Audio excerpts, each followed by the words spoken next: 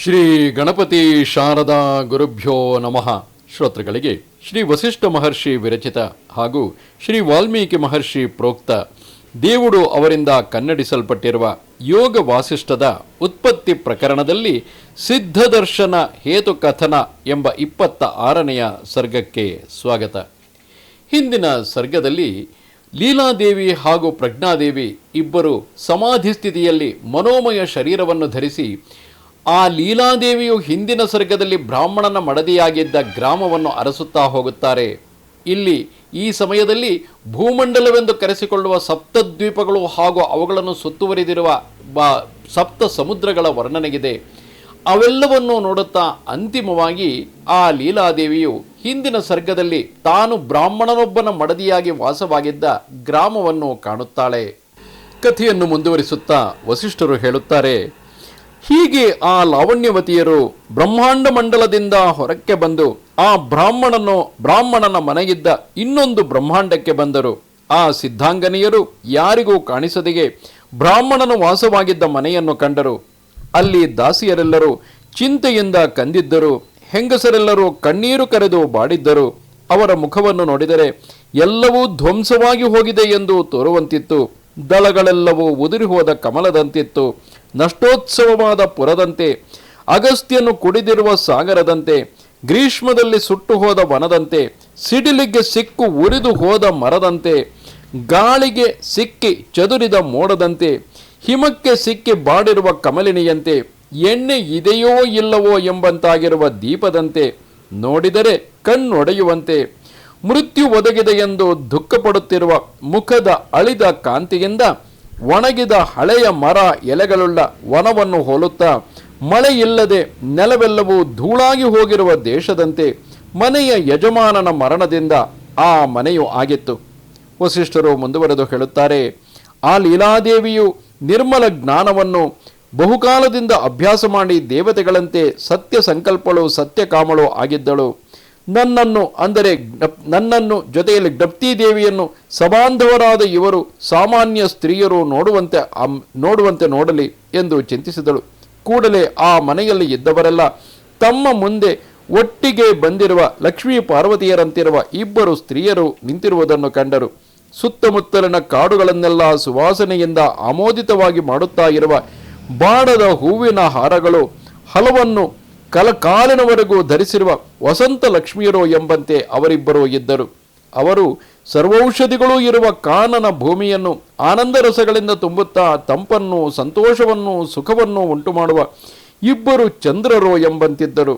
ಅವರು ಉದ್ದವಾದ ಮುಂಗುರುಳುಗಳಿಂದ ಮುದ್ದಾಗಿ ಲೋಲಲೋಚನ ವಿಲೋಕನಗಳಿಂದ ಕುವಲಯ ಮಾಲತಿ ಕುಸುಮಗಳ ರಾಶಿಯನ್ನು ಸುರಿಯುತ್ತಿರುವರೋ ಎಂಬಂತಿದ್ದರು. ಕರಗಿದ ಚಿನ್ನದ ನೀರಿನಿಂದ ತುಂಬಿರುವ ನದಿಯ ಕಾಂತಿಯನ್ನು ಬೀಳುಗೈವ ದೇಹ ಪ್ರವಾಹವುಳ್ಳವರಾಗಿ ಸುತ್ತಮುತ್ತಲಿನ ಕಾನನವನ್ನೆಲ್ಲ ಕನಕಮಯವನ್ನಾಗಿ ಮಾಡಿ ಬೆಳಗುತ್ತಿದ್ದರವರು. ಲೀಲೆಯಿಂದ ಉಯ್ಯಾಲೆಯಲ್ಲಿ ತೂಗುತ್ತಿರುವ ನಿಜವಾದ ಲಾವಣ್ಯ ವಾರಿಧಿಯ ತರಂಗಗಳು ಎಂಬಂತೆ ಅವರು ಸಹಜವಾದ ತಮ್ಮ ದೇಹಕಾಂತಿಯಿಂದ ಬೆಳಗುತ್ತಿದ್ದರು. ಚಲಿಸುತ್ತಿರುವ ಬಾಹುಲತೆಗಳ ಕೊನೆಯಲ್ಲಿರುವ ಕೈಗಳು ಕೆಂಪಾಗಿರಲು ಹೊಸದಾದ ಚಿನ್ನದ ಬಣ್ಣದ ಲತೆಗಳನ್ನು ಬಿಡುತ್ತಿರುವ ಕಲ್ಪವೃಕ್ಷವೋ ಎಂಬಂತಿದ್ದರು. ಬಾಡದೆ ಹೊಸದಾಗಿರುವ ಹೂವಿನಂತೆಯೂ ಪಲ್ಲವದಂತೆಯೂ ಕೋಮಲವಾಗಿರುವ ಸ್ಥಳಪದ್ಮದ ದಳಗಳಂತೆಯೂ ಇರುವ ಕಾಲುಗಳಿಂದ ಅವರು ನೆಲದ ಮೇಲೆ ನಿಂತಿದ್ದರು. ಅವರು ನೋಡುತ್ತಿದ್ದರೆ ಅವರ ನೋಟಗಳೇ ಅಮೃತಗಳಾಗಿ ತಾಲ ತಮಾಲಗಳ ಒಣಗಿ ನಿಂತಿದ್ದ ಗುಂಪುಗಳನ್ನೆಲ್ಲ ಬದುಕಿಸಿ ಅಲ್ಲಿ ಚಿಗುರು ಒಡೆಸಿದವು. ಅಲ್ಲಿದ್ದ ಜ್ಯೇಷ್ಠ ಶರ್ಮನು ಗೃಹ ಜನರೆಲ್ಲರೂ ಅವರಿಗೆ ಅಂದರೆ ವನದೇವಿಯರಿಗೆ ನಮಸ್ಕಾರವೋ ಎಂದು ಕುಸುಮಗಳ ಬೊಗಸೆಯನ್ನು ಒಪ್ಪಿಸಿದರು. ಹಿಮದ ಸೋನೆಯೋ ಎಂಬಂತೆ ಆ ಕುಸುಮಾಂಜಲಿಯು ಪದ್ಮಲತೆಯ ಬುಡಕ್ಕೆ ಪದ್ಮಗಳಿಂದ ಉದುರುವ ಪುಷ್ಪ ರಜದಂತೆ ಅವರ ಪಾದಗಳಿಗೆ ಬಿತ್ತು. ಆಗ ಜ್ಯೇಷ್ಠ ಶರ್ಮಾದಿಗಳು ಹೇಳಿದರು, ನಮ್ಮ ದುಃಖವನ್ನು ಕಳೆಯುವುದಕ್ಕೋಸ್ಕರ ಬಂದಿರುವ ವನದೇವಿಯರಿಗೆ ಜಯವಾಗಲಿ. ಸತ್ಪುರುಷರ ಕಾರ್ಯವು ಬಹುಮಟ್ಟಿಗೆ ಇತರರನ್ನು ಕಾಪಾಡುವುದಕ್ಕೆ ತಾನೇ. ಹೀಗೆಂದು ಹೇಳಲು ಆ ದೇವಿಯರು ಆದರದಿಂದ, ನೀವೆಲ್ಲರೂ ಏತಕ್ಕಾಗಿ ದುಃಖಿಸುತ್ತಿರುವಿರಿ ಹೇಳಿ ಎಂದು ಕೇಳಿದರು. ದಂಪತಿಗಳು ಮೃತರಾಗಿರುವುದರಿಂದ, ಅಂದರೆ ಆ ಸರ್ಗದಲ್ಲಿ ಆ ಬ್ರಾಹ್ಮಣನಾದ ವಸಿಷ್ಠನೆಂಬ ಹೆಸರಿನ ಆ ಬ್ರಾಹ್ಮಣನು, ಅರುಂಧತಿ ಎಂಬ ಹೆಸರಿನ ಆತನ ಪತ್ನಿಯು ಅವರಿಬ್ಬರೂ ಮೃತರಾಗಿದ್ದರು.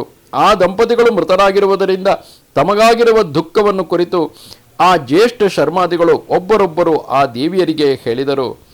ಆಗ ಜ್ಯೇಷ್ಠ ಶರ್ಮಾದಿಗಳು ಮುಂದುವರೆದು ಹೇಳುತ್ತಾರೆ, ಬ್ರಾಹ್ಮಣ್ಯಕ್ಕೆ ಆಧಾರ ಸ್ತಂಭರಾಗಿ, ಕುಲವರ್ಧನರಾಗಿ, ಸರ್ವಾತಿಥಿಗಳಾಗಿ, ಅಂದರೆ ಎಲ್ಲ ಅತಿಥಿಗಳನ್ನು ಆದರದಿಂದ ಕಾಣುವವರಾಗಿ ಪರಸ್ಪರ ವಿಶ್ವಾಸಿಗಳಾದ ಬ್ರಾಹ್ಮಣ ದಂಪತಿಗಳಿದ್ದರು. ಅವರು ನಮ್ಮ ತಂದೆ ತಾಯಿಯರು. ಅವರು ಸಪುತ್ರ ಪಶು ಬಾಂಧವರಾದ ಈ ಗ್ರಹವನ್ನು ಬಿಟ್ಟು ಸ್ವರ್ಗಸ್ಥರಾದ ನಮಗೆ ಈಗ ಜಗತ್ರಯವು ಶೂನ್ಯವಾಗಿರುವುದು. ಆಕಾಶದಲ್ಲಿ ಪಕ್ಷಿಗಳೆಲ್ಲರೂ ಈ ಮನೆಯ ಮೇಲೆ ಬಂದು ಕುಳಿತುಕೊಂಡು ಮತ್ತೆ ಮೇಲಕ್ಕೆ ಹಾರುತ್ತಾ ಮಧುರ ಸ್ವರಗಳಿಂದ ಇವರ ಸಾವಿಗೆ ಅಳುತ್ತಿರುವವು. ಸಾಮಾನ್ಯವಾಗಿ ಯಾರಾದರೂ ಹೀಗೆ ಸತ್ತಾಗ ಮನೆಯವರು ಶೋಕದಿಂದ ಇರುವುದು ಸಹಜ. ಆದರೆ ಪ್ರಾಣಿ ಪಕ್ಷಿಗಳು ಶೋಕವನ್ನು ವ್ಯಕ್ತಪಡಿಸಲು ಸಾಧ್ಯವೇ? ಆದರೆ ಯಾರು ಶೋಕದಲ್ಲಿ ಮುಳುಗಿ ಹೋಗಿರುತ್ತಾರೋ ಅವರಿಗೆ ಜಗತ್ತೆಲ್ಲವೂ ಶೋಕದಲ್ಲಿಯೇ ಮುಳುಗಿ ಹೋದಂತೆ ಅನಿಸುವುದಲ್ಲವೇ?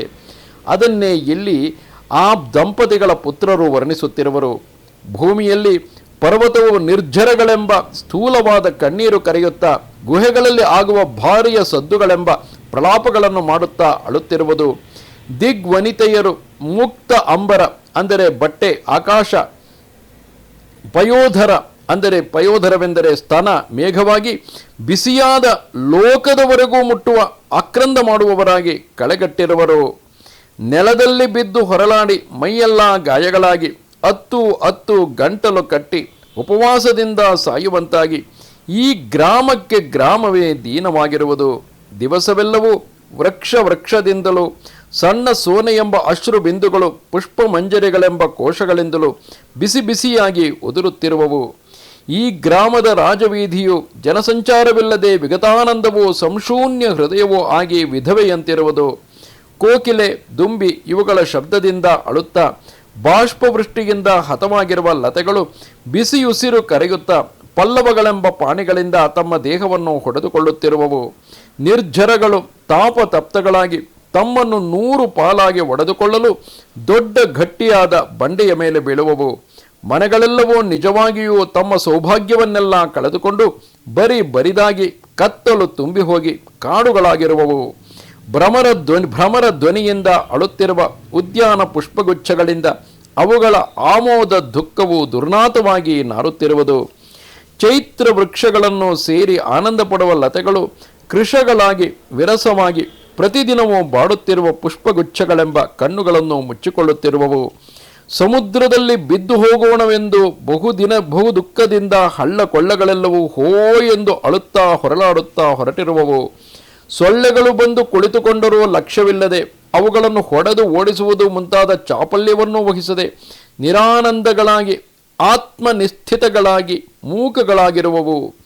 ನಮ್ಮ ತಂದೆ ತಾಯಿಗಳು ಬಂದರೆಂಬ ಸಂತೋಷದಿಂದ ನಭಸ್ಥಲವೆಲ್ಲವೂ ಕಿನ್ನರ ಗಂಧರ್ವ ವಿದ್ಯಾಧರ ಸ್ತ್ರೀಯರ ಸಂಗೀತದಿಂದ ತುಂಬಿ ಹೋಯಿತು. ಅದರಿಂದ ಎಲೋ ದೇವಿಯರೇ, ನೀವು ನಮ್ಮ ಶೋಕವನ್ನು ನಾಶ ಮಾಡಿ ಮಹಾನುಭಾವರ ದರ್ಶನವು ಯಾವಾಗಲೂ ನಿಷ್ಫಲವಾಗುವುದಿಲ್ಲ ಅಲ್ಲವೇ? ಹೀಗೆ ಹೇಳಿ ನಮ್ರನಾಗಿ ನಿಂತಿರುವ ಮಗನನ್ನು ಪದ್ಮವು ಬಗ್ಗಿ ತನ್ನ ಮೂಲವಾದ ಗಡ್ಡೆಯನ್ನು ಮುಟ್ಟುವ ಪದ್ಮಿನಿಯಂತೆ ಲೀಲೆಯು ಚಿಗುರಿನಂತಹ ತನ್ನ ಕೈಯಿಂದ ತಲೆಯ ಮೇಲೆ ಮುಟ್ಟಿದಳು. ಆ ಲೀಲೆಯ ಹಸ್ತಸ್ಪರ್ಶದಿಂದ ಪರ್ವತವು ಮಳೆಮೋಡದ ಗಾಢಾಲಿಂಗನದಿಂದ ತನ್ನ ಹಿಂದಿನ ಗ್ರೀಷ್ಮದ ಘನವಾದ ತಾಪವನ್ನು ಬಿಡುವಂತೆ ಅವನ ದುಃಖ ಅಂದರೆ ಆ ಜ್ಯೇಷ್ಠ ಶರ್ಮನ ದುಃಖ ದೌರ್ಭಾಗ್ಯ ಸಂಕಟಗಳೆಲ್ಲವೂ ನೀಗಿದವು. ಆ ದೇವಿಯರ ನೋಟದಿಂದಲೇ ಗ್ರಹದಲ್ಲಿದ್ದ ಸರ್ವ ಜನವು ಅಮೃತ ಭೋಜನ ಮಾಡಿದವರಂತೆ ದುಃಖ ನಿರ್ಮುಕ್ತರು, ಲಕ್ಷ್ಮೀವಂತರು ಅಂದರೆ ಸಂತೋಷವಂತರು ಆದರು. ಶ್ರೀರಾಮನು ಈಗ ಪ್ರಶ್ನೆಯನ್ನು ಕೇಳುತ್ತಿರುವನು, ಆ ಲೀಲೆಯು ತಾಯಿಯಾದರೂ ಮಗನಿಗೆ ಏಕೆ ದರ್ಶನವನ್ನು ಕೊಡಲಿಲ್ಲ ಎಂಬ ಸಂಶಯವನ್ನು ಪರಿಹರಿಸು. ಏಕೆಂದರೆ ಲೀಲೆಯು ಈಗಾಗಲೇ ಬೇರೊಂದು ಸರ್ಗದಲ್ಲಿದ್ದಾಳೆ. ಹಿಂದಿನ ಸರ್ಗದಲ್ಲಿ ಆಕೆ ಜ್ಯೇಷ್ಠ ಶರ್ಮನಿಗೆ ತಾಯಿಯಾದುದು. ಆಕೆ ಮಗನಿಗೆ ಏಕೆ ದರ್ಶನವನ್ನು ಕೊಡಲಿಲ್ಲ ಎಂದರೆ ವಸಿಷ್ಠರು ಹೇಳುತ್ತಾರೆ, ಪೃಥಿವ್ಯಾದಿ ಪಂಚಭೂತಗಳನ್ನು ಪ್ರತ್ಯೇಕವಾಗಿ ಪೃಥಿವ್ಯಾದಿಗಳೆಂದೇ ತಿಳಿಯುವವನಿಗೆ ವ್ಯೋಮವೇ ಆ ಪೃಥಿವ್ಯಾದಿ ರೂಪದಿಂದ ಗೋಚರವಾಗುವುದು. ಇದೇ ಪಿಂಡಗ್ರಹವು. ಹಾಗಿಲ್ಲದೆ ಎಲ್ಲವೂ ವ್ಯೋಮದ ರೂಪಾಂತರಗಳೆಂದು ಭಾವಿಸುವವನಿಗೆ ಎಲ್ಲವೂ ವ್ಯೋಮವೇ. ಪೃಥಿವ್ಯಾದಿಗಳು ಪ್ರತ್ಯೇಕವಾಗಿ ಇಲ್ಲದಿದ್ದರೂ ಆಯಾ ರೂಪವಾಗಿ ಗೋಚರವಾಗುವವು. ಅದು ಬಾಲಕರಿಗೆ ಕಾಣಿಸುವ ಭೇತಾಳದಂತೆ. ಅದನ್ನು ಹಾಗೆ ಪ್ರತ್ಯೇಕ ಸತ್ಯಗಳೆಂದು ತಿಳಿಯದಿದ್ದರೆ ಅವು ಪ್ರತ್ಯೇಕ ಪಿಂಡಗಳಾಗಿ ಗೋಚರಿಸುವುದಿಲ್ಲ. ನಾವು ನೀರೇ ಹಬೆಯಾಗುವುದು, ನೀರೇ ಆಲಿಕಲ್ಲು ಆಗುವುದು ಎಂದು ತಿಳಿದಿದ್ದರೂ ನೀರು, ಹಬೆ, ಆಲಿಕಲ್ಲುಗಳನ್ನು ಬೇರೆ ಬೇರೆಯಾಗಿರುವಂತೆಯೇ ತಿಳಿಯುವಂತೆ ವ್ಯೋಮ ಒಂದನ್ನೇ ಪೃಥಿವ್ಯಾದಿ ಪೃಥಗ್ಭೂತಗಳೆಂದು ಕಾಣುವೆವು. ಸ್ವಪ್ನದಲ್ಲಿ ಪೃಥಿವಿ ಆದಿಯಾಗಿ, ಅಂದರೆ ನಗರ, ವೃಕ್ಷ ಆದಿಯಾಗಿ ಕಂಡುದೆಲ್ಲವೂ ಸ್ವಪ್ನ ಪರಿಜ್ಞಾನದಿಂದ ಒಂದೇ ಕ್ಷಣದಲ್ಲಿ ಇಲ್ಲವಾಗುವಂತೆ ಜಾಗೃತ್ತಿನಲ್ಲಿಯೂ ಬೇರೆ ಬೇರೆಯಾಗಿ ಕಾಣುತ್ತಿರುವುದೆಲ್ಲವೂ ಪರಿಜ್ಞಾನದಿಂದ ಇಲ್ಲವಾಗುವವು. ಪೃಥಿವಿ ಮೊದಲಾದ ಭೂತಗಳನ್ನೆಲ್ಲ ಆಕಾಶವೆಂದು ನೋಡಿದರೆ ಆಕಾಶವೇ ಆಗುವವು. ಪಿತ್ತವಿಕಾರವಾಗಿರುವವನಿಗೆ ಎದುರಿಗಿರುವ ಗೋಡೆ ಮೊದಲಾದವು ಕಾಣಿಸುವುದಿಲ್ಲ ಅಲ್ಲವೇ? ಸ್ವಪ್ನದಲ್ಲಿ ನಗರ, ಭೂಮಿ, ಆಕಾಶ, ಹಳ್ಳ ಎಂದು ಏನೇನೋ ಕಾಣುತ್ತದೆ. ಕನಸಿನ ಹೆಣ್ಣು ವಸ್ತುಶಃ ಶೂನ್ಯಳಾಗಿದ್ದರೂ ಅರ್ಥಕ್ರಿಯೆ, ಅಂದರೆ ಕೈಕಾಲು ಒತ್ತುವುದು ಮೊದಲಾದ ವ್ಯಾಪಾರಗಳನ್ನು ಕೂಡ ಮಾಡುತ್ತಾಳೆ. ಆದರೇನು, ಅದು ನಿಜವೇ? ಆಕಾಶವನ್ನು ಪೃಥಿವ್ಯಾದಿ ಪಂಚಭೂತಗಳು ಎಂದು ಗ್ರಹಿಸಿದರೆ ಅವು ಪೃಥಿವ್ಯಾದಿಗಳೇ ಆಗುವವು. ಮೂರ್ಛೆಯಲ್ಲಿ ಪರಲೋಕವನ್ನು ಪ್ರತ್ಯಕ್ಷವಾಗಿ ಕಾಣಬಹುದು, ನೋಡಬಹುದು. ಬಾಲಕನು ಆಕಾಶವನ್ನು ಭೇತಾಳವೆಂದು, ಸಾಯುವವನು ಆಕಾಶವನ್ನು ವನವೆಂದು, ಇನ್ನೊಬ್ಬನು ಆಕಾಶವನ್ನು ಕೋಶೋಂಡ್ರಕವೆಂದು, ಇನ್ನೊಬ್ಬನು ಆಕಾಶವನ್ನು ಮುತ್ತೆಂದು ತಿಳಿಯುವಂತೆ ಅವರವರಿಗೆ ಕನಸಿನಲ್ಲಿ ಏನು ಬೇಕಾದರೂ ತಿಳಿದುಕೊಳ್ಳಬಹುದು. ಹೆದರಿದವನು, ಕುಡಿದವನು, ಅರೆನಿದ್ದೆಯವನು, ದೋಣಿಯಲ್ಲಿ ಕುಳಿತವನು ಆಕಾಶದಲ್ಲಿ ಬೇತಾಳ, ವನ, ವೃಕ್ಷಾದಿಗಳನ್ನು ಕಾಣುವರು. ಅವುಗಳಿಂದ ಅರ್ಥಕ್ರಿಯೆಯು, ಅಂದರೆ ಯಾವುದೋ ಒಂದು ಕಾರ್ಯವೂ ಅವರಿಗೆ ಆಗುವುದು. ಇವರೆಲ್ಲರಿಗೂ ಅವರವರ ಭಾವನೆಯಂತಹ ಶರೀರವುಳ್ಳ ಪದಾರ್ಥವಾಗಿ ಆಕಾಶವೇ ಪಾರಮಾರ್ಥಿಕವಾಗಿ ಒಂದೂ ಇಲ್ಲದಿದ್ದರೂ ಅಭ್ಯಾಸದಿಂದ ಹೇಗೆ ಹೇಗೆ ನೋಡುತ್ತಿರುವರೋ ಹಾಗೆಯೇ ಕಾಣುತ್ತಿರುವುದು. ಲೀಲೆಯು ಪೃಥಿವ್ಯಾದಿಗಳು ಯಾವುವೂ ಪಾರಮಾರ್ಥಿಕವಾಗಿ ಇಲ್ಲವೆಂಬುದನ್ನು ಆಕಾಶವೇ ಯಾರು ಯಾವ ರೀತಿಯಲ್ಲಿ ಭಾವಿಸಿದರೆ ಆ ರೀತಿಯಾಗಿ ಭ್ರಾಂತಿಯಿಂದ ತೋರುವುದು ಎಂಬುದನ್ನು ಬಲ್ಲವಳಾಗಿದ್ದಳು. ಬ್ರಹ್ಮಾತ್ಮ ಸ್ವರೂಪವಾದ ಕೇವಲ ಚಿದಾಕಾಶವೊಂದೇ ಇರುವುದು ಎಂಬುದನ್ನು ಅರಿತ ಮುನಿಗೆ ಪುತ್ರ, ಮಿತ್ರ, ಕಲತ್ರ ಮೊದಲಾದವೆಲ್ಲ ಹೇಗೆ, ಯಾವುದು, ಯಾವಾಗ, ಎಲ್ಲಿಂದ ಬರುವವು? ದೃಶ್ಯವೋ ಯಾವಾಗಲೂ ಅನುತ್ಪನ್ನವೋ, ಯಾವುದು ತೋರುವುದೋ ಭಾತಿ, ಅದು ಅಜವೇ, ಹುಟ್ಟಿಲ್ಲದುದು. ಅದನ್ನು ಬಲ್ಲ ಸಮ್ಯಜ್ಞಾನ ಸಂಪನ್ನರಿಗೆ ರಾಗ, ದ್ವೇಷ ದೃಷ್ಟಿಗಳು ಎಲ್ಲಿ ಬಂದಾವು? ಲೀಲೆಯು ಜ್ಯೇಷ್ಠ ಶರ್ಮನ ತಲೆಯ ಮೇಲೆ ಕೈಯಿಟ್ಟುದು ಆ ಲೀಲಾರೂಪವಾಗಿ ನಿಂತು ಕಾರ್ಯ ಮಾಡುತ್ತಿರುವೆನು ಎಂಬ ಸಂಬೋಧವುಳ್ಳ ಚಿತಿಯ ಫಲವು. ಆ ಸನ್ನಿವೇಶದಲ್ಲಿ ಚಿತ್ತು, ಮನಸ್ಸು ಹಾಗೆ ಮಾಡುವುದು. ಆ ಕಾರಣದಿಂದಾಗಿ ತಾನೇ ತನ್ನ ಹಿಂದಿನ ಸರ್ಗದ ಮಗನ ತಲೆಯ ಮೇಲೆ ಕೈಯಿಡುತ್ತಿರುವೆ ಎಂಬ ರೀತಿಯಲ್ಲಿ ಬೋಧ ಉಂಟಾಗುತ್ತಿದೆ. ಬೋಧವು ಚಿತ್ತು ಮತ್ತು ಆಕಾಶಕ್ಕಿಂತಲೂ ಶುದ್ಧವೂ ಸೂಕ್ಷ್ಮವೂ ಆದರೂ ಶುಭ ಅಶುಭಗಳಾಗಿ ತಾನೇ ತೋರುವುದು. ರಾಘವ, ಎಲ್ಲೆಲ್ಲೂ ಅದೇ ಎಲ್ಲ ಪದಾರ್ಥ ಜಾಲವಾಗಿ ಕಾಣುವುದು. ಸ್ವಪ್ನದಲ್ಲಿಯೂ ಕಲ್ಪನಾಪುರಗಳಲ್ಲಿಯೂ ಹೇಗೋ ಹಾಗೆ ಎಂಬುದು ಅನುಭವ ಸಿದ್ಧವು. ಇಂತಿದು ಆರ್ಷವೂ ವಾಲ್ಮೀಕಿ ಪ್ರೋಕ್ತವೂ ಆದ ಶ್ರೀ ವಾಸಿಷ್ಠ ರಾಮಾಯಣದ ಉತ್ಪತ್ತಿ ಪ್ರಕರಣದಲ್ಲಿ ಸಿದ್ಧದರ್ಶನ ಹೇತುಕಥನ ಎಂಬ 26ನೆಯ ಸರ್ಗವು.